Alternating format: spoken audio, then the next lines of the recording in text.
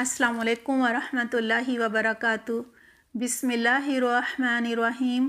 رب اشرح لی صدری ویسر لی امری واحلل عقدۃ من لسانی یفقہوا قولی۔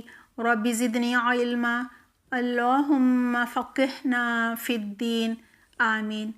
جی پیارے بچوں، کیا حال ہے آپ کا؟ امید کرتی ہوں آپ سب بالکل خیریت سے ہوں گے اور بڑے شوق سے روزے رکھ رہے ہوں گے اور تراویح بھی پڑھ رہے ہوں گے۔ ماشاءاللہ، روزے بھی رکھ رہے ہیں اور تراویح بھی پڑھ رہے ہیں، الحمدللہ۔ بچوں، آپ کو پتہ ہے نا، جو رمضان میں فجر اور عشاء کی نماز باجماعت مسجد میں پڑھتا ہے، اسے ساری رات عبادت کرنے کا اجر ملتا ہے۔ دعا ہے اللہ سبحانہ تعالیٰ آپ سب کو اس کی توفیق عطا فرمائے، آمین۔ آئیے پیارے بچوں، آج ہم پارہ نمبر 20 کا آغاز کرتے ہیں۔ سورۃ النمل کی آیت نمبر 60 سے لے کر آیت نمبر 65 تک کا ترجمہ دیکھتے ہیں۔ ترجمہ یہ ہے: بھلا وہ کون ہے جس نے آسمانوں اور زمین کو پیدا کیا، اور کس نے تمہارے لیے آسمان سے پانی برسایا، پھر ہم نے ہی اس سے خوشنما سرسبز باغ اگائے۔ ان سب کا اگانا اے انسان تمہارے بس میں تو نہ تھا۔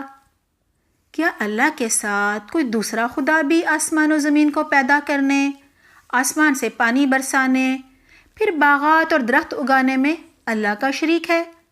یعنی یہ سب کام کرنے میں اللہ کا مددگار ہے؟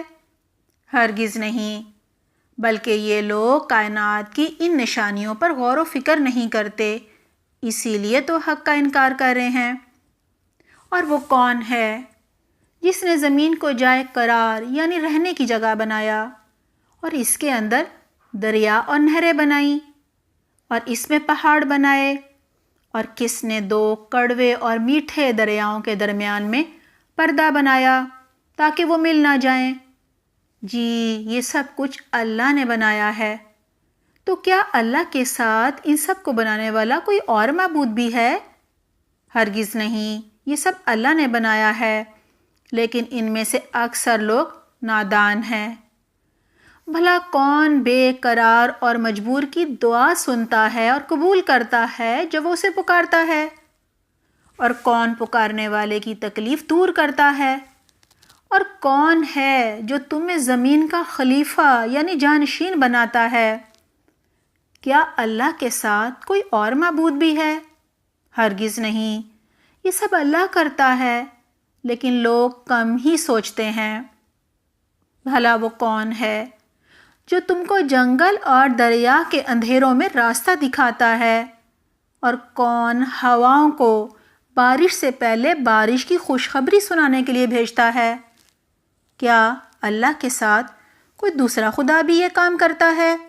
ہرگز نہیں، یہ سب اللہ کرتا ہے، یہ لوگ شرک کرتے ہیں، اللہ کی شان اس سے بہت بلند ہے۔ بھلا وہ کون ہے جو مخلوق کو پہلی بار پیدا کرتا ہے اور پھر اس کو قیامت کے دن دوبارہ پیدا کرے گا؟ اور وہ کون ہے جو تم کو آسمان و زمین سے رزق دیتا ہے؟ کیا اللہ کے ساتھ کوئی اور خدا بھی ہے جو ان کاموں میں مدد کرتا ہے؟ ہرگز نہیں، اللہ کے علاوہ کوئی بھی نہیں جو یہ کام کرتا ہو۔ اے شرک کرنے والو، اگر تم اللہ کو چھوڑ کر دوسروں کو معبود بنانے میں سچے ہو تو کوئی دلیل اور ثبوت لاؤ۔ ان سے کہو اللہ کے علاوہ آسمانوں اور زمین میں کوئی بھی نہیں جو غیب کا علم رکھتا ہو، اور یہ سب نہیں جانتے کہ زندہ کر کے کب اٹھائے جائیں گے۔ جی پیارے بچوں، ان خوبصورت آیات میں اللہ سبحانہ تعالیٰ کا خوبصورت تعارف بیان کیا گیا ہے۔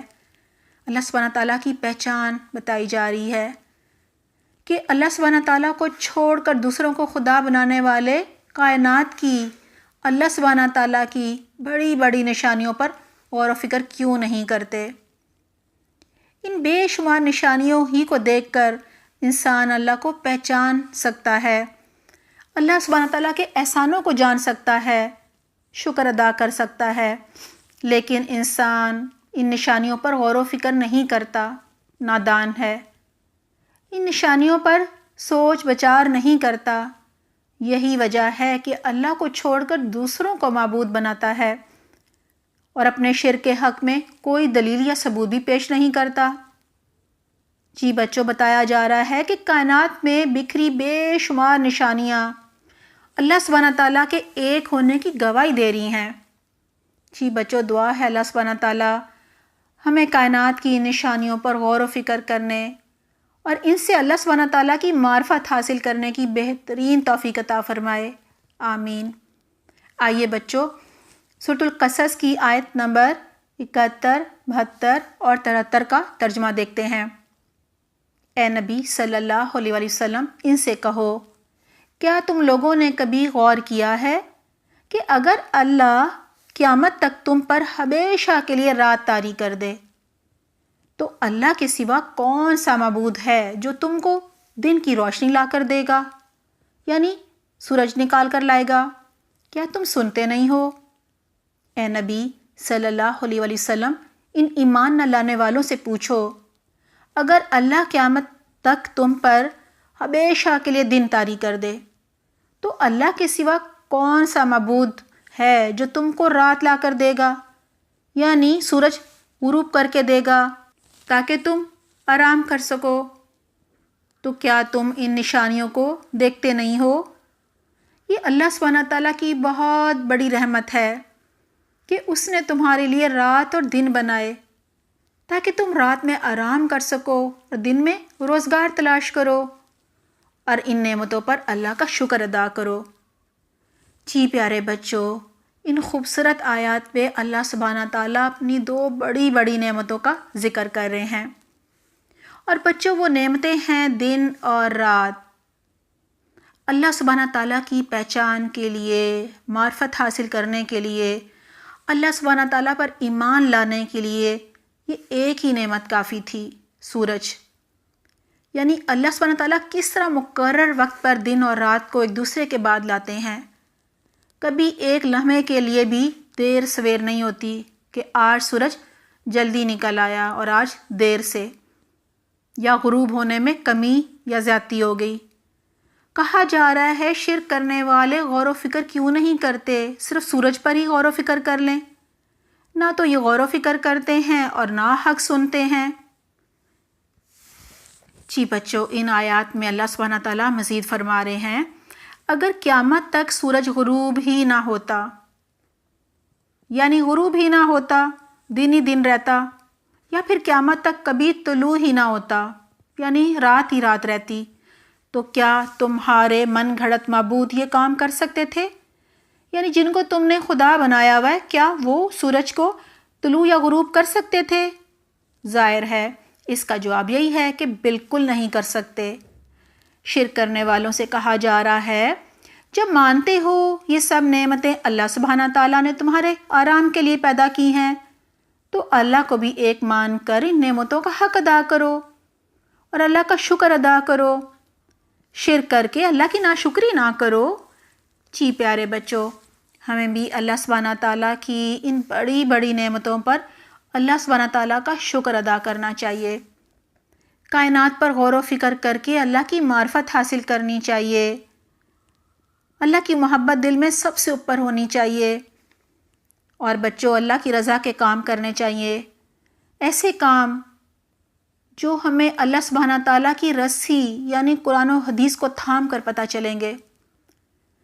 دعا ہے اللہ سبحانہ تعالیٰ ہم سب کو اپنی معرفت حاصل کرنے اور اپنی پسند کے، اپنی رضا کے کام کرنے کی توفیق عطا فرمائے، ہمیں اللہ کی رسی کو مضبوطی سے تھامنے کی توفیق دے، ہم قرآن و حدیث کے ساتھ جوڑ جائیں، ان کو سیکھیں، عمل کریں اور دوسروں کو بھی پہنچائیں، آمین۔